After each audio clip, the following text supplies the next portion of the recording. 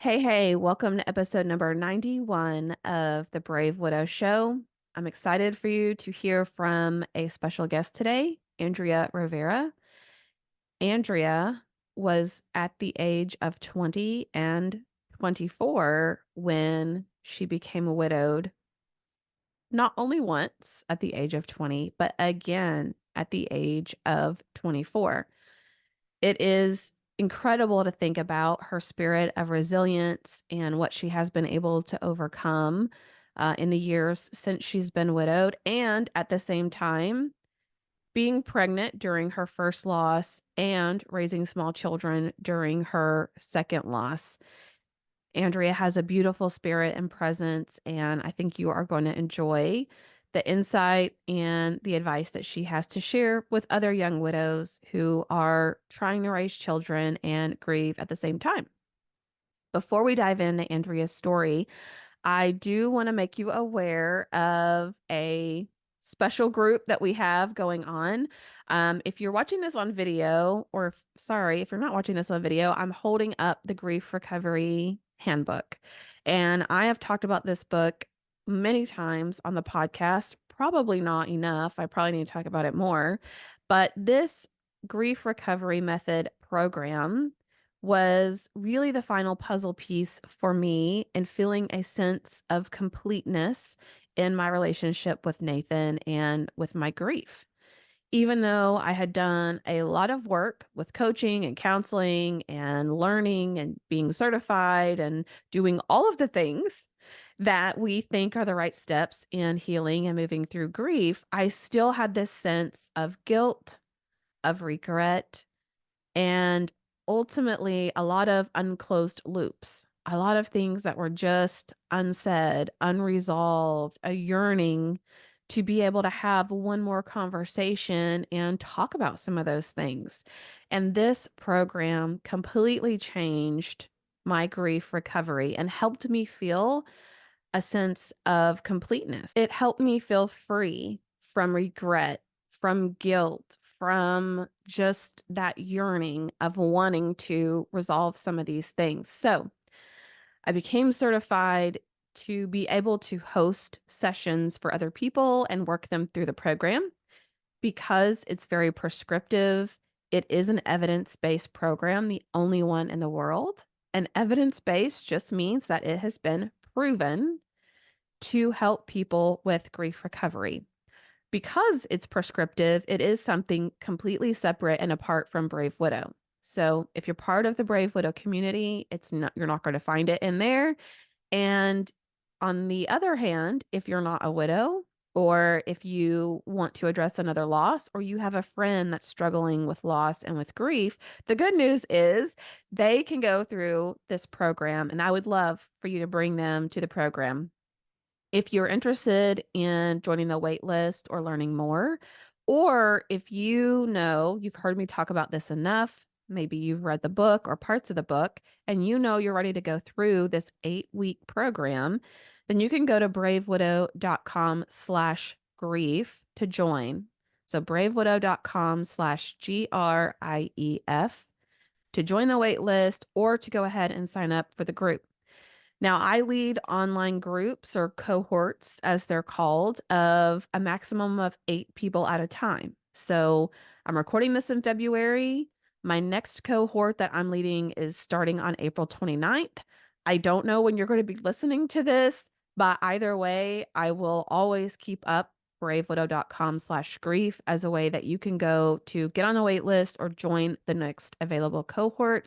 And again, this book actually covers many losses, 30 to 40 different life event losses. This is not just for someone who's lost a loved one. It's not just for people who are widowed. It covers a variety of things. And I have found it personally incredibly helpful to go through the program and feel a sense of completeness. It's an online program that we do through Zoom. It's 8 weeks. I cover the book and any supplies that you need for that. And really, it just requires a commitment that you show up, that you do the reading and the writing exercises and that you're willing to participate in your own grief recovery. But I cannot recommend this enough. It's an absolutely amazing program that I am honored to be a part of. So again, that's bravewidow.com/grief. If you want to learn more, you want to get on the wait list, or you are ready. You are ready to take action and join the next cohort. All right, let's dive into Andrea's story. Hey, welcome back to another episode of the Brave Widow Show. Today, I have a special guest, Andrea Rivera, and she's going to share her story with us. And I think you're really going to appreciate the insight and perspective that she has to share. So, Andrea, thank you so much for coming on the show today. I'm so glad to have you. Thank you for having me. Now, Andrea, being a young widow is a unique circumstance, but you have what some might consider an even more unique circumstance. Would you mind to share with us a little bit about what that is? Yes, absolutely. So 2005, met and fell in love with my son's father, and got pregnant. And in May of 2006, actually May 16th of 2006, he actually passed away, which was 2 weeks and 2 days before Caden was born. I was very, very young at that point. I was about 20. Yeah, I was 20 years old, and it just felt very surreal. And then And I'm sure that had to be really hard being pregnant, knowing that you're going to deliver a baby, yeah, and there's maybe some mixed emotions there, but I imagine you're excited as the due date's getting closer, and then having to go right. through that experience had to be really hard. Yeah, I remember looking at my, 9-month belly and just saying, like, to myself, I really don't have the time to grieve right now the way I want to, because I need to take care of my baby. Like, I don't want my baby to have a sad mom. I don't want my baby to, grow up with a broken mom. So I just kind of like, hey, you know what? We're plowing through. And I just kind of put that on the back burner, I guess, for a while.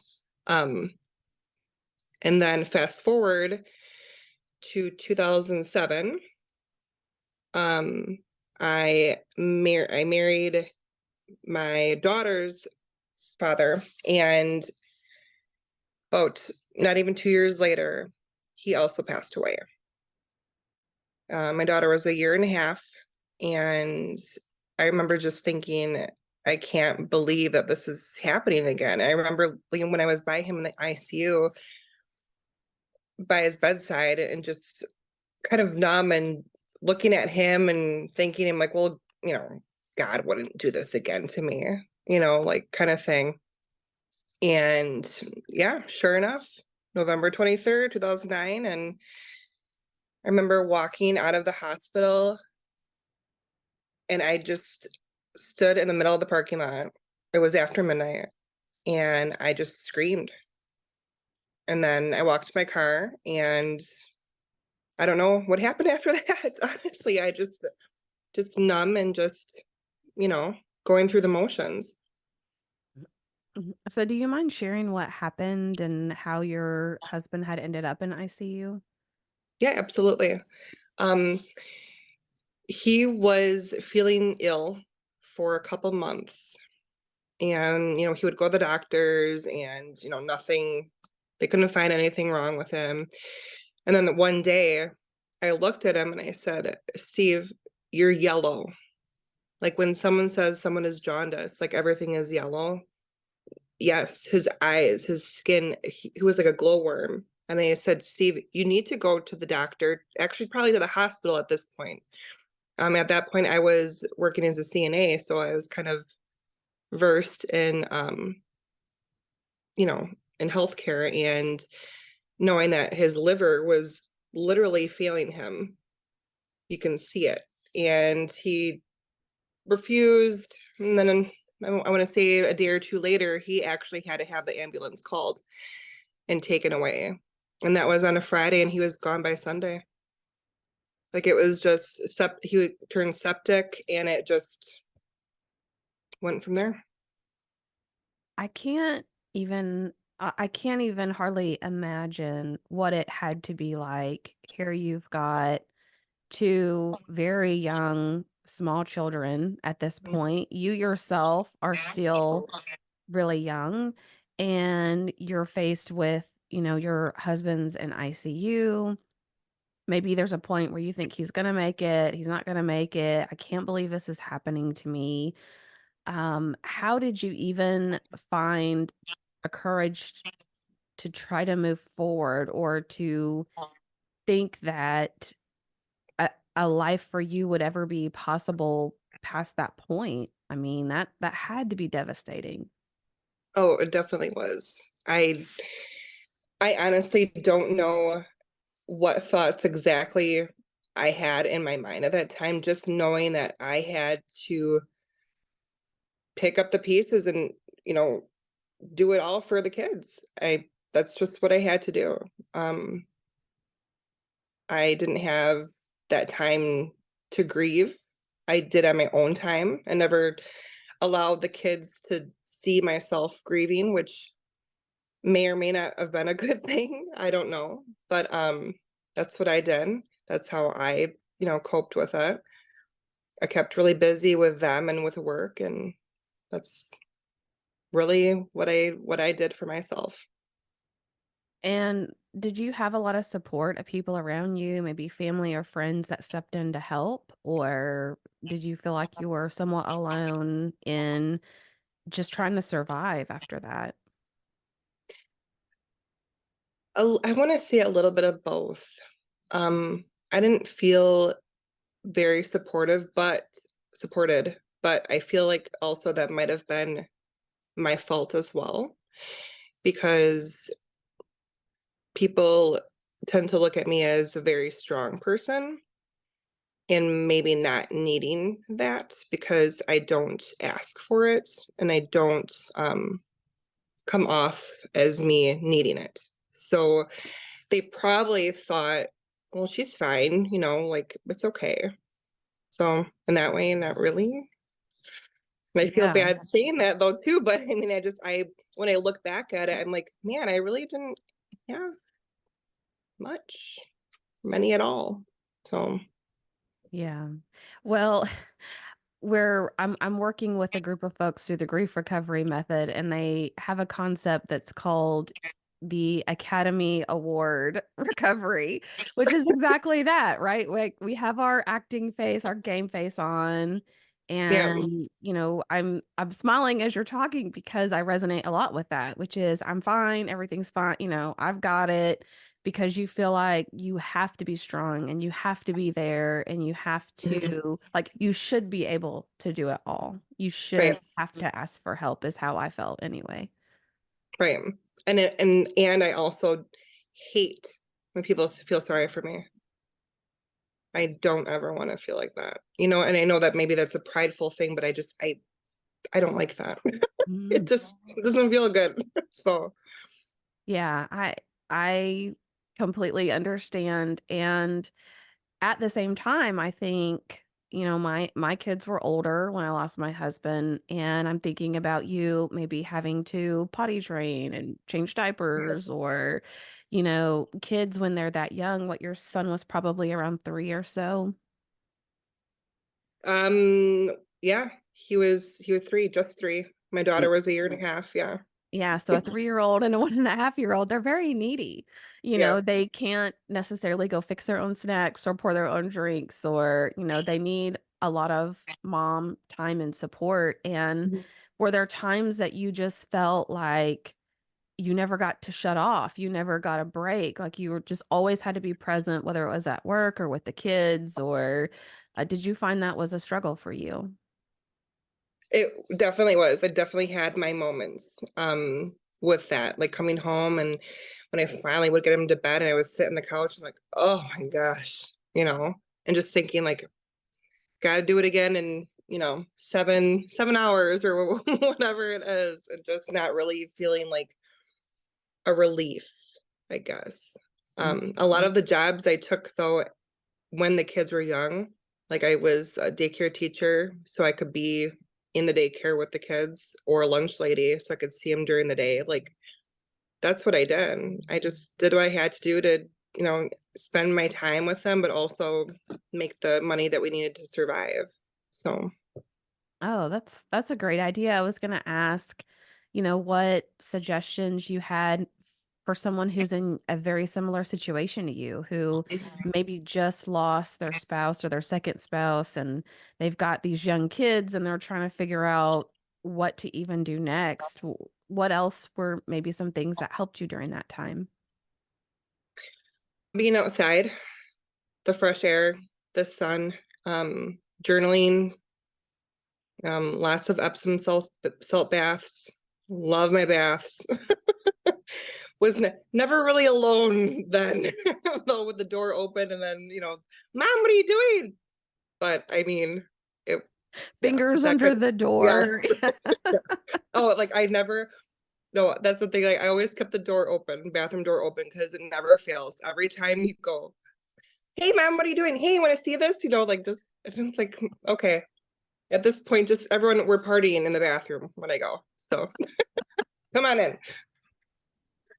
Oh, exactly. Well, those are really some great suggestions. And I like the way that you look at it as you're trying to carve out at least a little time for yourself. And you're also trying to structure your life in a way where you can still be present at times with your kids, whether you're working in daycare or as the lunch lady and you get to see them during the day. I think that was a really creative solution that, a lot of people have that fog and haze when they're first in grief and it's hard to think clearly, but that was a really creative solution that you put in place. Oh, thank you for that. Appreciate that. Yeah.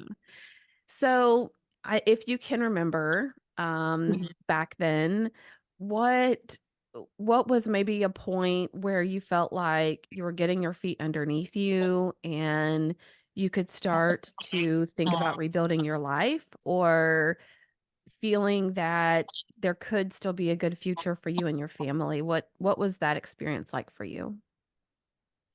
I don't necessarily think it was any particular moment.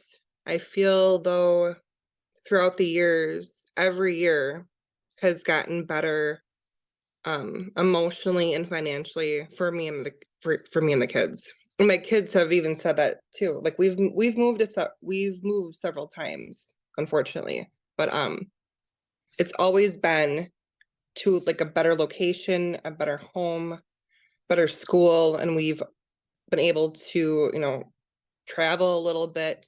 So never one particular moment. It was always just doing better. Like one more step. Let's keep going. Just keep trucking and just kind of let it fall where it's going to be.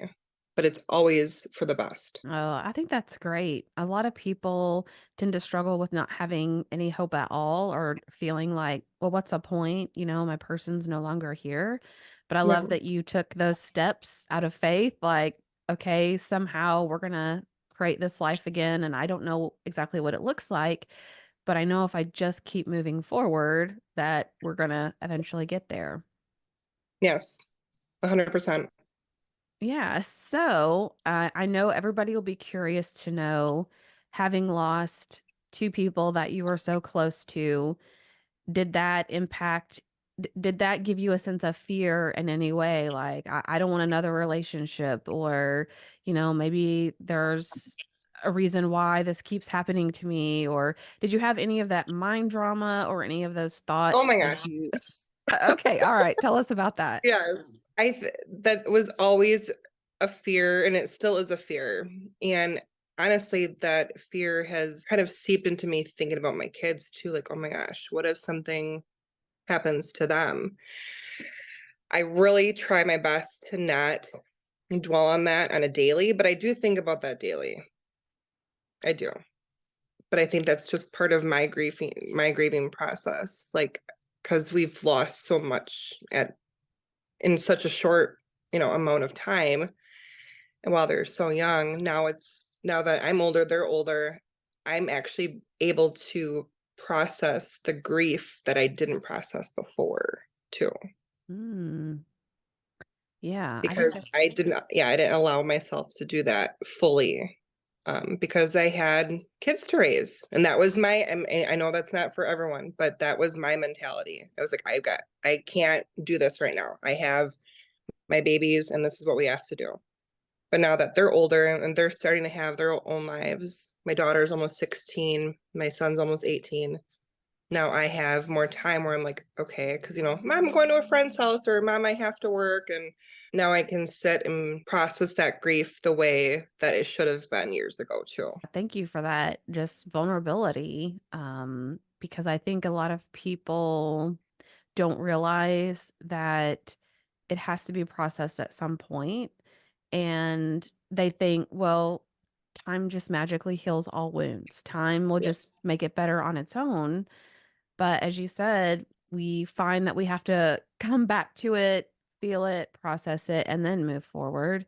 It never time just makes more of what is. Time doesn't just magically heal a wound or fix things. And it sounds like you're having some time now to process that, which I think really is great. Hmm. Yeah. Time is definitely it's almost like a reflection back of all the time that you've lost. I feel like, like, oh, he should have been here for that. And just it's every like, because my son's going to graduate this year. So I think back, I'm like, oh, you're missing, graduation, like, I know you're here, but it's kind of like a bittersweet. It's bittersweet. That's what it is. The Yeah. time loss is bittersweet. Yeah, it is. And it's the loss of, the dreams and the goals and those milestones where we think, oh, their dad should have been here and should be able to Hmm. see this. And that can that can be really hard. Oh, 100%, 100%. And there are some times where, I think it was more so when the kids were younger that I would sit at their, Christmas carol or whatever they were doing at the time, or reward show, and just like, a little tear would just, stream down, just thinking of like, you should be here. I know you are, but it would just be nice, just being proud with me physically, I guess. Yeah, it's just different. It Yeah. is it is very different. So as you're being a solo parent and you're raising these kiddos who are very soon gonna be adults, which is Hmm. probably feels a little bit crazy. Yeah. What advice or suggestions do you have for, other widows that are raising kids? And looking back, is there anything you would have done differently or that you think might have helped you or you wish someone would have told you about raising kids and having this experience? I would have asked for help, or at least time to cry, or for a hug, something. I think that would have really helped. It's okay to ask for help. Like, you can be a very prideful person and still ask for help. That's okay. And everyone grieves differently and on their own time. But it's okay to ask for help at any time. And what would you tell someone, let's say they want to help like they have a friend that's widowed and they want to help, but they don't know how, they don't know what to do, they don't want to overstep, or maybe that person is like you and they're like, "I'm strong, I got this, I'm fine." Um, what advice would you give the friend or the support person to say, look, even if they say they're strong and they're fine, here are some things that maybe you could do, or Hmm. maybe just don't give up asking. What would you say to that person? Um, I would say, at first, when it first initially happens, I feel like everyone is, oh, let's help, let's help, let's help. But check on that person, 3 months, 6 months, a year down the road, not just initially. Because after the funeral is done, people kind of, people go on with their own lives, and that's no fault to them. It's their life. But then you start to feel forgotten. So for those people that want to help out their friends, I feel like, yes, be with them, obviously from the get-go when it happens, but continue to check in on them. It doesn't have to be like overbearing or anything. My cousin actually, unfortunately, lost her husband to suicide about a year ago, and her mom actually had inboxed me and told me about it. And so, every so often I'll just be like, I'll message her, hey, hope you and the kids are doing well. It doesn't have to be a question. It can just be thinking of you, love you. And that's that. That makes people feel less alone. And initially, though, I feel like meals, especially if there's young children, if the person wants to, cook a meal and just drop it off, or a gift card to, Subway or whatever it is, um, and not necessarily have to see the person, but just be like, hey, I left something in your mailbox for you, or hey, I left something on your doorstep for you. So it's not like intrusive. It's like, but hey, like I care. And when you're ready, we can sit and talk if you want. That's great. I think of people that supported me and still do. I kind of feel like they adopted me, maybe, like Love that. they adopted me as a widow and they, constantly send messages like, you don't need to respond, but just know that I'm thinking about you. Or they religiously send cards on birthdays and anniversaries and big days.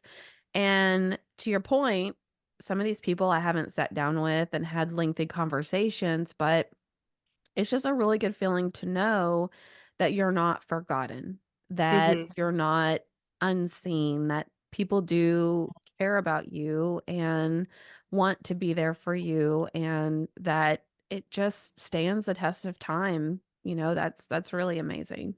Right.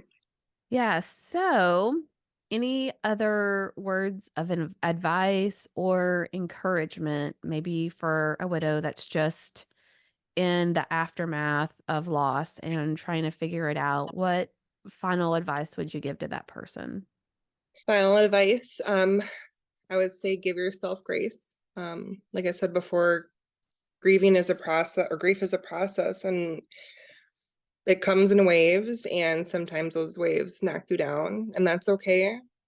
And sometimes there's no waves, and that's okay too. That doesn't mean that you don't feel less for that person that has, your husband or whomever has lost, that you've lost. And just self-care, as much as you probably do not want to do it, take 5 minutes out of your day to do something for yourself, even if it is to wash your face or to put deodorant on that day, whatever, how small it is, just do something for yourself. Excellent advice. I love that. Well, Andrea, thank you so much for coming on the show today and being willing to share your story and encouragement for other widows. I really appreciate it. Thank you so much for having me. Wow. It's incredible to think about trying to cope and survive and thrive with two almost back to back losses at the age of 20 and 24 while raising small children. What an incredible spirit of resilience Andrea has. And I'm so proud of where she's come in that amount of time. Now, one of the things that she mentioned that I want to talk to you about and make sure that you're aware of is that even now, 15 years later, she's finding that she has to go back and process grief that she never processed when both of her persons died. And the reality is, people say time heals all wounds, and people say, oh, in time it gets better. But time does not magically fix those things. Time only makes more of what is. So if you're not processing, if you're not healing, if you're not working on those things, time's not going to compound that.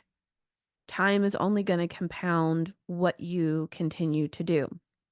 I thought that the timing for this was incredible because I'm actually leading a cohort or a group of people through the grief recovery method program now. And I have another session starting on April 29th.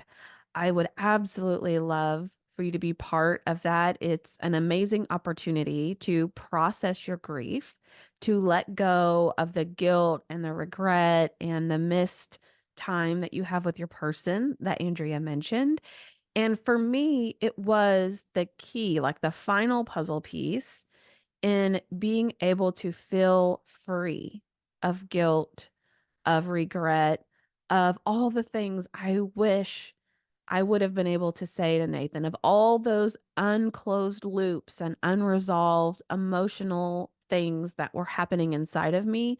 This program helped me to feel a sense of completeness and closure, which I had not been able to do for a significant amount of time. So I have the grief recovery handbook here. I've talked about it many times on the podcast. I cannot recommend it enough. It's an amazing book. The program is even more amazing, which is why I'm starting to teach it.